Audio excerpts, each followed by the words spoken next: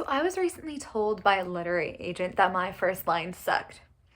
And so in this video, we are going to look at a number of comps of books that I really loved, and we're going to identify kind of the strategy and a first line that they fall into, and then I'm going to try to use that strategy basically for my own story. So what I want you to do is let me know. I would love to hear your opinion here, and which of these first lines you think is the strongest. I guess we better start with the bad thing here, just so we know what our baseline is. The first line that I submitted to her was, "At Frostwood Academy for the Performing Arts, the students were often dramatic." Cece Lyra, who evaluated this very nicely as part of a course, said this had too much info. I don't know actually if I agree with that. Why I agree that this is bad though is that it's boring. Students at a performing arts school are obviously dramatic, like duh. That is pretty useless in terms of intriguing people. That's exactly what you would expect.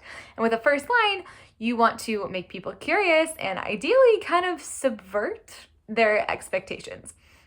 So let's look at comp number one. By the way, this is a Christmas rom-com set against a background of the production of The Nutcracker. So we are looking at YA Christmas rom-coms as our comparison, and also theater books too. So the first one from the Jubilee Express was "It Was the Night Before Christmas." The next is "JP and the Duke and I were 4 movies into our James Bond marathon when my mother called home for the 6th time in 5 hours." I really like that one. That's from John Green, A Cheertastic Christmas Miracle, which is my favorite title of a story of all time. I like it because it has the JP and the Duke and I. You're like, the Duke, what?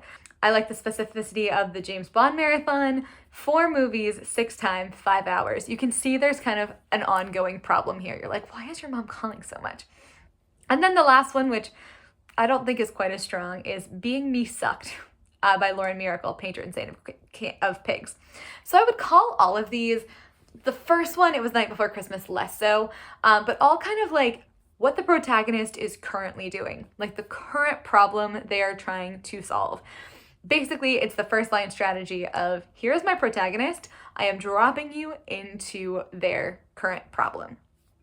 So in my story, I am thinking we could try something like Sophie Vasilakis was late. Now with this one, I do kind of like the direction we're going. It's not exactly true though. I also feel like that's a little bit generic, maybe even bordering on cliche. So if she only has a limited amount of time, I could maybe say that. So maybe had 10 minutes to save face, to like kind of save her reputation, protect her reputation. This is better.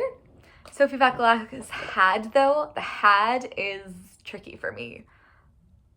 I don't like that. That's such a weak verb. So what about maybe not had, she, okay, so we're gonna look at a thesaurus at this point. Maybe budgeted. Sophie budgeted 10 minutes to save face.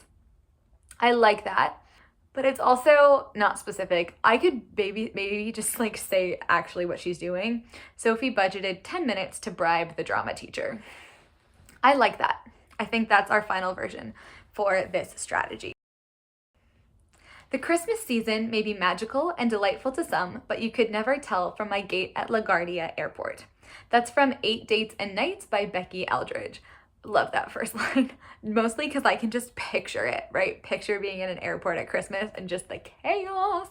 So I would call that one kind of a telling observation, or like a relevant observation. So the protagonist, we're not being told like their current problem, we can kind of get a sense of it, but we're kind of getting a little bit of the setting, and we're getting a little bit of like contrast through a telling observation. The character is looking at something else, and through that we're learning about the something else and the character themselves. So for me, I went through my manuscript and I have a line that I always really liked in the scene, and the line is, "Girls always had crushes on Sophie's boyfriend." It really kind of encompasses my character's mindset at the moment. I feel like it's very telling. Except there's that weak verb again, like girls always had crushes on Sophie's boyfriend. I don't know if that's the best opener. So maybe if we switch it around and we say Sophie's girlfriend attracted crushes like flies. That's not romantic at all. Can you attract crushes? Maybe, and we want to make it Christmassy. So Sophie's boyfriend attracted girls like mistletoe. Does that make sense? Does mistletoe attract girls? I don't know. I don't know, but I kind of like the vibe. Let's try something else. All the wrong boys had mistletoe.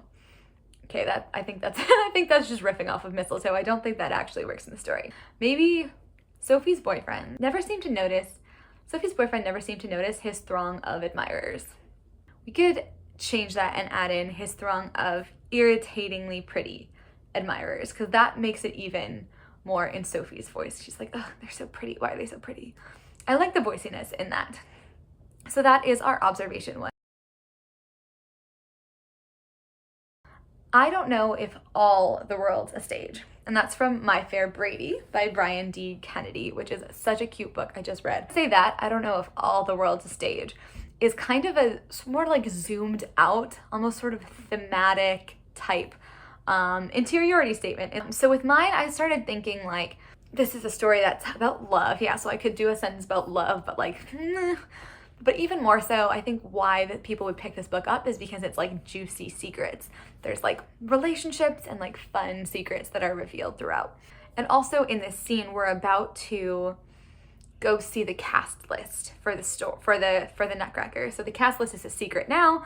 Sophie's trying to get the secret, but it will soon be shared, but not soon, but not now. So it's a secret now, but it will be shared. So maybe something like, anything can be a secret until it's shared. Not bad. I like elements of that, especially because it's like her goal, but it's almost a little generic. We could try maybe something like, Christmas was a time for secrets. Ooh, Christmas was the season of secrets. I like that because usually you think Christmas is the season of miracles, or it's the season of love or joy or whatever. So I kind of like that there, and obviously there's the alliteration of season of secrets, which is fun. Okay, let's bring in the thing from the first, anything can be a secret until it's shared, in here. So maybe try like, Christmas was the season of short-lived secrets. Okay, I like that. So those are our top 3. I would love to hear in the comments. Let me know which of these is your favorite, which would be the first line of a book that you would pick up. And if you like this video, please do give it a thumbs up so I know you like this kind of content. And yeah, there we go. Let's hear our top 3. Number 1, Sophie budgeted 10 minutes to bribe the drama teacher. Number 2, Sophie's boyfriend never seemed to notice the throng of irritatingly pretty admirers. And number 3, Christmas was the season of short-lived secrets. Thank you so much for watching, and I will see you next time.